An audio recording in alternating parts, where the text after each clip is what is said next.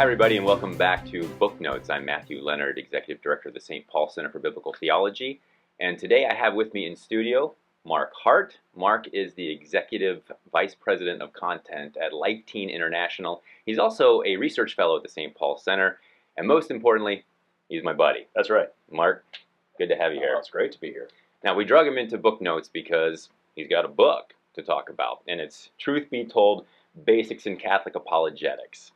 And first, before we get into some of the content of the book, Mark, let's just bring everybody up to speed on what apologetics is, because we're not apologizing for the faith in the terms that some people would look at it.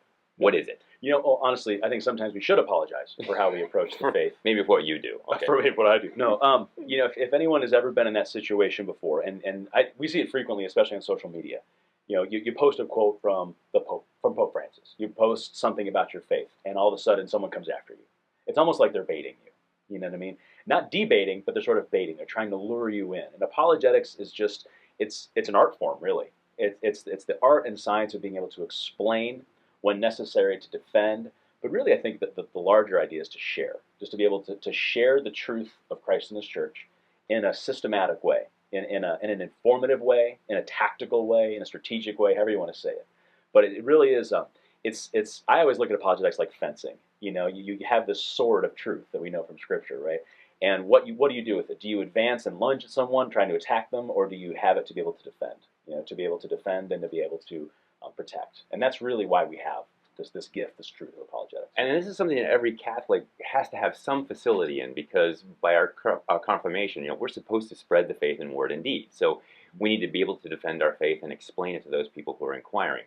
So what is it that makes this book unique?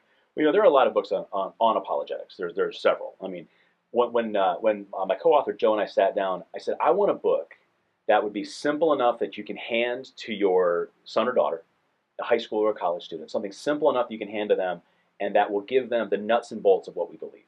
But something that's deep enough that you can hand to a catechist in your parish, something deep enough that you can hand to someone who doesn't have a BA in theology, someone who doesn't have a strong theological background, where you can hand it to them and say, you can go as deep as you want.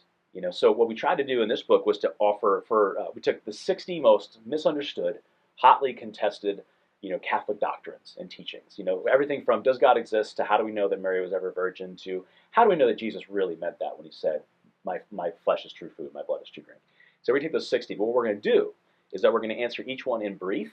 So we have a 1 or 2 paragraph quick answer, the 30-second answer. You know, when that one uncle at Thanksgiving, you know, passed the rolls and wants to debate your Catholic faith, you know, what's the 30-second answer? And then we said, let's also explicate this into a longer answer that goes maybe 2-3 pages. And so we're cross-referencing papal encyclicals and the catechism, obviously sacred scripture throughout, to be able to say, here's the short answer, social media, elevator conversation, something by the water cooler at work. But here's the longer answer.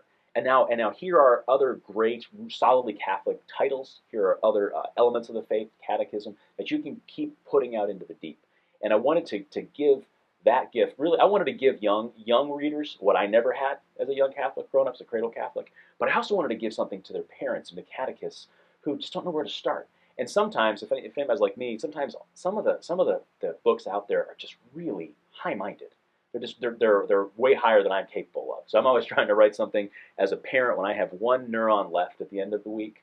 You know, something I can sit down with over a cup of coffee in the morning or at night. Just something that I can read in smaller parts, pick up and put down. That's just going to help me grow deeper in the faith.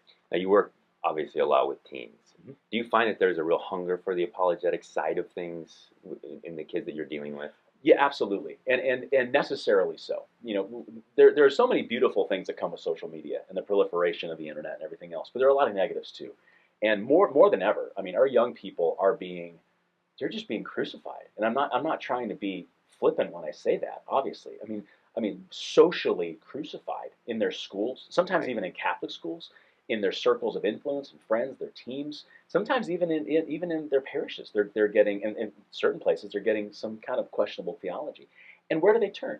You know, I mean, for a young person, if they're going to look around online, a lot of websites, especially apologetics websites, aren't designed or written in such a way that a 16-year-old or a 20-year-old can wrap their head around it. You know, so we have to, as adults, say, how am I going to translate the timelessness of Catholic truth in a timely way to a screen-based culture that has a shortened attention span And how am I going to use analogies and allegories that are going to bring these timeless truths to life in a way that a young person is going to remember? So whether they're being questioned by their quote unquote Catholic friend who isn't really living a Catholic life, or their non-denominational Christian friend, who's quoting scripture, but they're quoting out of context. So how do we arm our young people with the truth?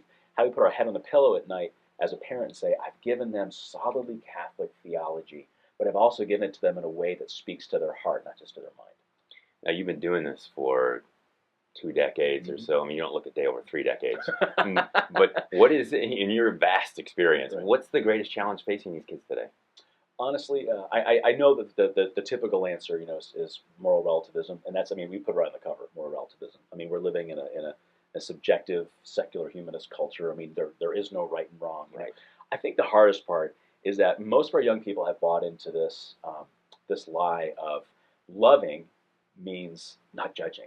Loving means what's right for you might not be what's right for me. And people always love to quote Matthew 7. Jesus says don't judge. That's they don't know it comes from Matthew 7, but Jesus says don't judge. Here we are in the middle of the Sermon on the Mount, where Jesus talks more about heaven and hell than anywhere else in the Gospels. But people always want to go just to the Beatitudes or just to don't judge. But they always gloss over, in Luke, when he says, if your brother sins, rebuke him. And if he repents, forgive him. And that's a really, really important line, that love necessitates that I speak truth. If I cannot claim to love someone if I don't try with every fiber of my being to walk them into truth, if I don't try with every fiber of my being in mercy and in love to walk them into truth, because part of love is truth. And if you're not going to share truth, that is akin in the Gospels to hating someone. That I don't love you enough to show you that truth is not subjective, that there is a right and a wrong. And there's so much freedom that comes with it. And that's the thing, is that everyone's scrambling around. Young people are scrambling around to fill this God-shaped hole inside of them in a way that only the love of Christ is going to do. And when you walk them and you introduce them to that beauty and that truth of Jesus Christ, it transforms their life. It did for me. So that was the hope, is I want to create resources, I want to create titles that a young person or an older person is going to grab hold of and just say, and just reintroduce them again to the face of Christ. Fantastic. Well, we're hoping so. Well, you can find Mark and Joe's book on the salvationhistory.com bookstore. And again, if you're looking for more apologetics information or just to grow deeper in your love of Jesus Christ, don't forget to go to salvationhistory.com. Mark, thank you very much. Always good to be here. salvationhistory.com. God bless you guys. See ya.